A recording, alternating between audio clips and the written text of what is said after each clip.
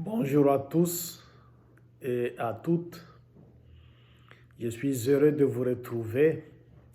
C'est toujours agréable de vous voir et aussi de vous partager mes méditations sur les passages bibliques. J'espère que vous avez bien commencé la semaine sainte. Aujourd'hui, c'est le jeudi saint, un grand jour où notre Seigneur Jésus-Christ a institué deux sacrements, celui de l'Eucharistie et aussi celui de l'ordre. Et il l'a fait dans un cadre festif au cours d'un repas qu'il partageait avec ses apôtres. Généralement, quand on célèbre le jeudi saint, on voit deux rites qu'on fait. Le lavement des pieds et à la fin de la messe, après avoir fait la procession avec le Saint-Sacrement, une fois qu'il est déposé au reposoir, là on fait l'adoration. Généralement, on voit ça, le lavement des pieds et aussi l'adoration après la messe. Mais on ignore que Jésus a posé un autre geste, discret pour nous, qui est au début du lavement des pieds, sans lequel le lavement des pieds n'aurait probablement pas lieu. Ce geste-là est très significatif pour Jésus, il est très suggestif, mais nous, à nos yeux, il passe comme discret. Et c'est pour cela qu'on ne le remarque pas. Ce qui s'est passé au début du lavement des pieds, c'est Jésus qui prend le bassin. Mais avant de prendre le bassin pour le remplir d'eau, il va quitter son vêtement. Il va quitter son vêtement. Le vêtement, c'est quelque chose qui représente quelqu'un. Si quelqu'un se pointe chez moi et qu'il me prenne par le collet de ma chemise ou par la ceinture de mon pantalon, même si cet homme-là ne me gifle pas, même si il ne me donne pas de coups, mais le fait qu'il m'a saisi par le collet de ma chemise ou par la ceinture de mon pantalon, pour moi, il m'a déjà agressé. Je peux donc me plaindre. Je peux même aller plus loin pour cette personne-là et décider de la faire traduire en justice, parce que mon habit me représente. Mon habit, c'est comme moi-même, c'est comme ma personne. Alors quand Jésus va quitter son vêtement, cela signifie que Jésus va accepter librement la mort.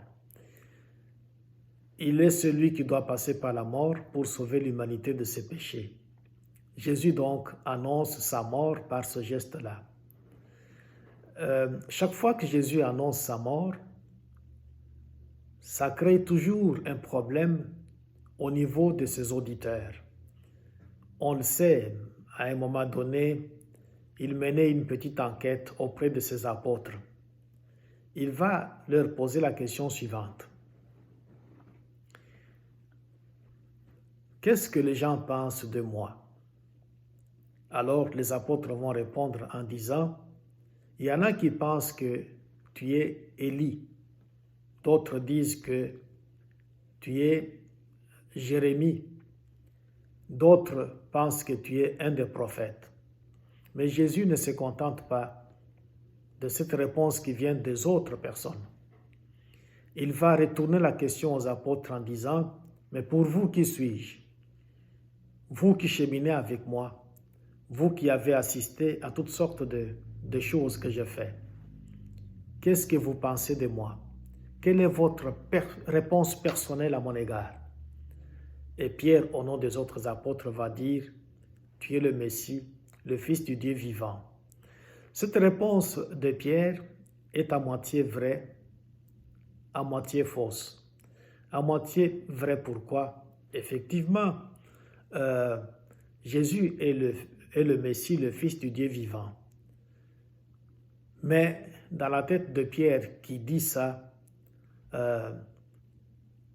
le messianisme qu'il comprend en disant ça, ce n'est pas celui que le prophète Isaïe avait annoncé, comme quoi les serviteurs souffrants et comme un agneau qu'on mène à l'abattoir, il va être ensanglanté, on va les violenter, il va être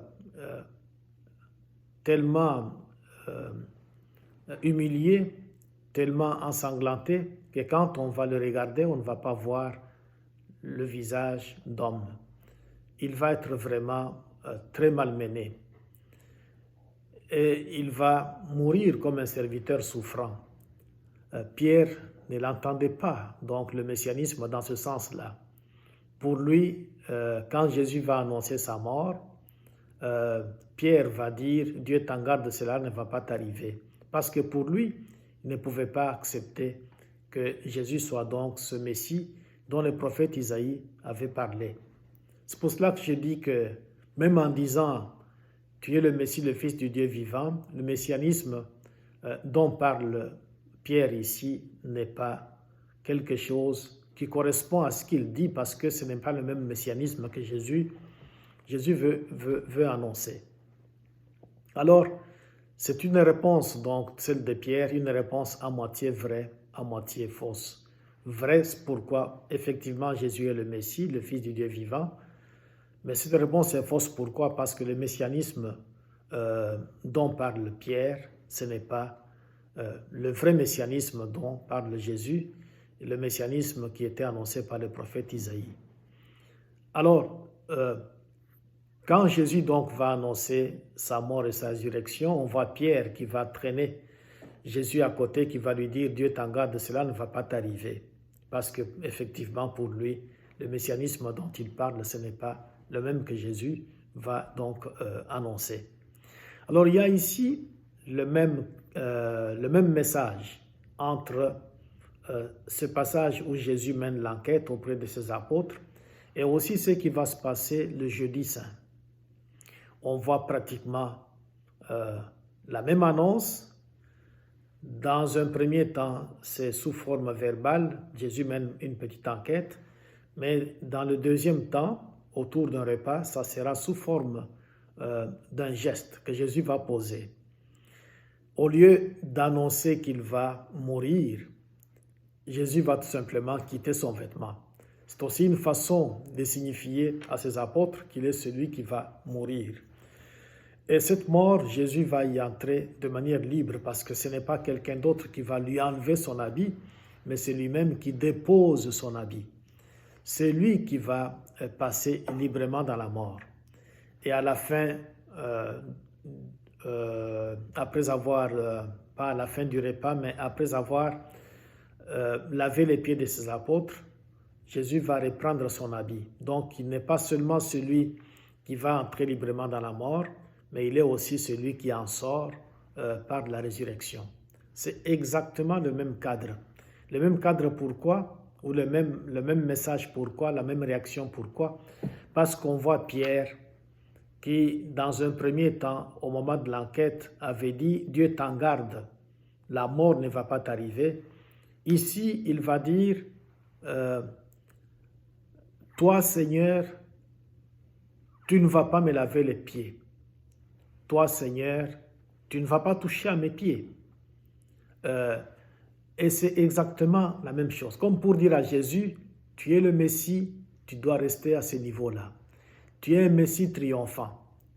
Et quand on parle de messianisme ou de Messie, dans la tête des gens qui étaient autour de Jésus, un Messie, c'était qui au fond? C'était quelqu'un qui faisait des choses, qui devait faire des choses extraordinaires, qui devait ressusciter les morts, qui devait faire, par exemple, la multiplication de pain, au point de faire d'un désert un grenier de pain. Et aussi, le Messie était quelqu'un qui ne devait pas mourir. Alors, quand Jésus va quitter son vêtement pour pouvoir annoncer par ce geste-là qu'il est celui qui doit passer par la mort, Pierre ne l'entend pas de cette oreille-là.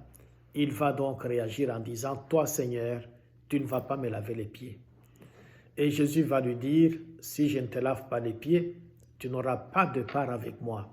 Et une fois que Jésus va dire ça, Pierre va dire non seulement les pieds, mais aussi la tête et les mains.